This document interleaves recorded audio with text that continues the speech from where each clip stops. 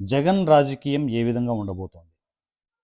2029 ఎలక్షన్స్‌కి జగన్ ఎలా ప్రిపేర్ అవ్వబోతున్నారనేది చాలామంది ఎక్సైటింగ్‌గా చూస్తూ ఉంటారు. మనం చూస్తున్నాం కదా! సోషల్ మీడియాలో రప్ప రప్ప ఇడుస్తాం, పొడుస్తాం, నరుకుతాం, ఇడుస్తాం అని చెప్పేసి. అవునా? సో, వైఎస్ఆర్‌సీపీ కార్యకర్తలే ఆ రేంజ్‌లో ఉంటే జగన్ ఎలా ఉండాలి? జగన్ రాజకీయం ఎలా ఉండాలి?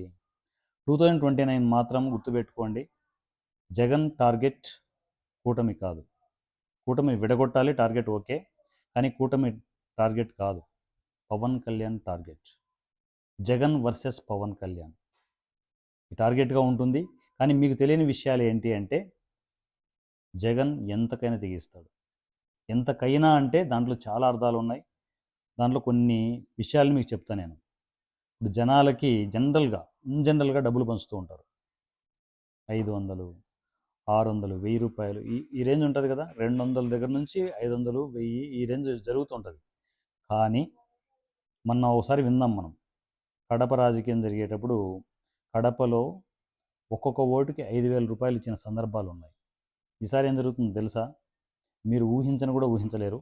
రూ. 20,000 ఓటుకి రూ. 20,000 ఇవ్వడానికి కూడా జగన్ వర్గాలు సిద్ధమైపోతున్నాయనేది సమాచారం. రూ.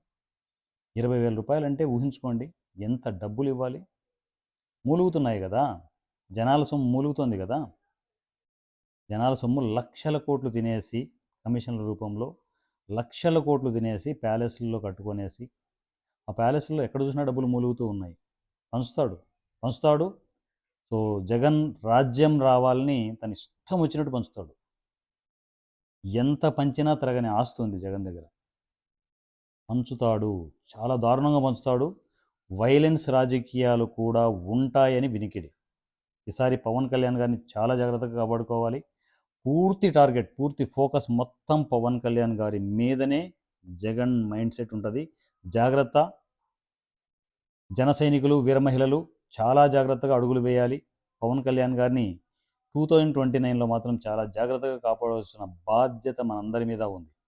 ఎందుకంటే జగన్ రాజకీయం మామూలుగా ఉండదు. ముందే చెప్తున్నాను. మామూలుగా ఉండదు. సో, జగన్ రావాలని చెప్పేసి చాలామంది కార్యకర్తల్ని వైలెన్స్ వైపు తను నడిపిస్తున్న వైనం చూస్తూ ఉన్నాం. మీకు విషయం తెలుసా? 2029 దగ్గరకు వచ్చే కొద్దీ, ఎలక్షన్స్ దగ్గరకు వచ్చే కొద్దీ ఎక్కడెక్కడున్న వాలంటీర్ వ్యవస్థ అంతా మళ్ళా వస్తుంది. కార్యకర్తల రూపంలో వాలంటీర్ వ్యవస్థ వచ్చేస్తుంది.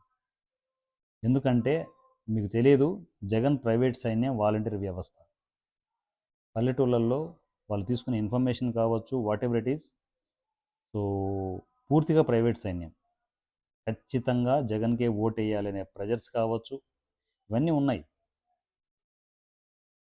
ఈ 2029 దాటితే మాత్రం పొరపాటున జనసేన వచ్చింది, కూటమే వచ్చింది అనుకుంటే మాత్రం జగన్ పూర్తిగా పక్కకు పెట్టేసి టాటా బాయ్ బాయ్ చెప్పి, రాజకీయాల నుంచి టాటా బాయ్ బాయ్ చెప్పేసి, సో, తన కూతురు దగ్గరకో ఉన్నారు కదా ఫారిన్ కంట్రీస్లో, వాళ్ళ దగ్గరికి వెళ్ళిపోయి ప్రశాంతంగా రెస్ట్ తీసుకునే సిచ్యువేషన్స్, ఛాన్సెస్ ఉన్నాయి.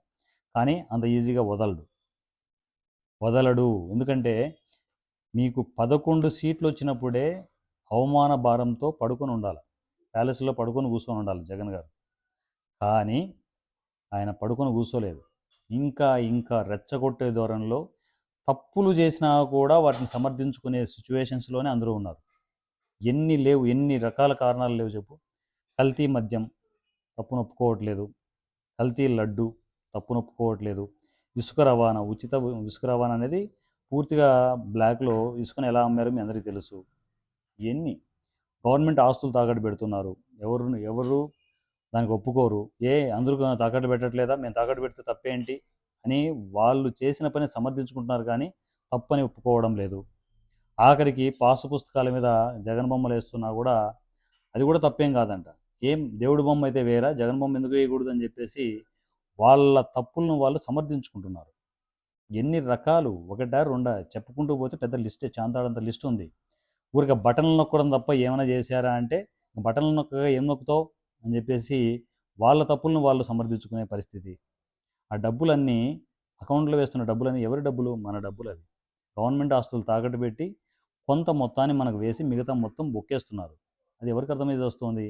చివరిలో ఎక్కడ జనాల్లో అలికిడి స్టార్ట్ అయిందంటే, పాసుబుక్కుల మీద జగన్ బొమ్మ వేసి ఈ మొత్తం మన ఆస్తులు కూడా దొబ్బెడతాడు, మొత్తం అన్ని తీసుకెళ్ళిపోయి పాస్బుక్లు, లక్షల పాస్బుక్లు తీసుకెళ్ళిపోయి మొత్తం తాకట్టు పెట్టి ఇంత మన మొహాన కొడతాడు, అకౌంట్లో మన మొహాన కొడతాడని తెలిసిన రోజు పోయిన ఎలక్షన్లు ముందు ముందు తెలిసింది. టప్ అని చెప్పేసి మొత్తం మారిపోయింది ఓటింగ్ అంతా. కూటమికి ఎందుకు పడింది అనుకున్నారు? ఇదే రీజన్, మేజర్ రీజన్ ఇదే. ఈసారి జగన్ వస్తే మొత్తం అంతా పాస్బుక్లన్నీ తీసుకునేసి అందరి ఆస్తులు తాకట్టు పెట్టేస్తాడనే ఆ ప్రచారం వెళ్ళింది చూడండి, అక్కడ బ్లాస్ట్. వైసీపీకి 11 సీట్లు రావడానికి మేజర్ రీజన్ అది. ఈసారి ఒప్పుకోడు, 11 సీట్లు కాదు కదా. ఈసారి జగన్ అంత యాక్టివ్గా లేకపోతే, ఈవెన్ ఓటర్కి 20,000 రూపాయలు పంచే సిచ్యువేషన్ లేకపోతే ఓట్లు పడవనేది మనందరికీ కాదు, జగన్కే క్లియర్గా తెలుసు. ఖచ్చితంగా ఓట్లు పడవు. ఈసారి 11 కాదు, 1 సీటుకు పరిమితమైన కూడా ఆశ్చర్యపోనక్కర్లేదు. ఈవెన్ పులివెందుల సీటు వచ్చినా రాకపోయినా పెద్ద ఆశ్చర్యం లేదు అనేంత సిచ్యువేషన్ జగన్ గారికి క్లియర్గా తెలుసు.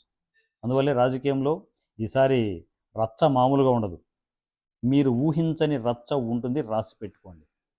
మరలా చెప్తున్నాను, ఓటుకి 20,000 రూపాయలు పలిగినా కూడా ఆశ్చర్యపోనక్కర్లేదు, వెదజల్లుతారు డబ్బులు. సో అది పని కాలేదనుకోండి, ప్లాన్ బి, వైలెన్స్ రాజకీయాలు విపరీతంగా ఉంటాయి. Plan B, plan C, plan D ఇవన్నీ చాలా గట్టిగా ఉన్నాయి. సో మనం ఊహించని పరిణామాలతో 2029 రాజకీయం ఉండబోతోంది. ఎస్పెషల్లీ గుర్తుపెట్టుకోండి, జగన్ వర్సెస్ కూటమి కానే కాదు, జగన్ వర్సెస్ పవన్ కళ్యాణ్, ఈ యుద్ధమే జరగబోతోంది. సో చూద్దాం, 2029 ఎలక్షన్స్కి ముందు ఇవన్నీ స్టార్ట్ అయిపోతాయి. సో నాకు తెలిసినంత వరకు పాదయాత్రలు చాలా బీభత్సమైన, ఒక 6 నెలల ముందు నుంచి స్టార్ట్ అవుతుంది యుద్ధం ఇది. సో దానికి మనం సిద్ధంగా ఉండాలి. సిద్ధం అని చెప్పేసి జగన్ అంటుంటాడు కదా, మనము మన స్టైల్లో భారత్ మాతాకి జై అని చెప్పేసి మన రాష్ట్రం బాగుండాలి, మన దేశం బాగుండాలి, పవన్ కళ్యాణ్ గారు బాగుండాలి. పవన్ కళ్యాణ్ గారి ఆశయాలతో, పవన్ కళ్యాణ్ గారి స్ఫూర్తితో అడుగులు మనం ముందుకు వేద్దాం. రాజకీయాల్లో ఎప్పుడూ లేని పెను సంచలనాన్ని క్రియేట్ చేద్దాం జనసేన నుంచి. నా పేరు వారణాసి సూర్య, 100 రూపీస్ ఎమ్మెల్యే. జై జనసేన, జై పవన్ కళ్యాణ్, జై తెలంగాణ.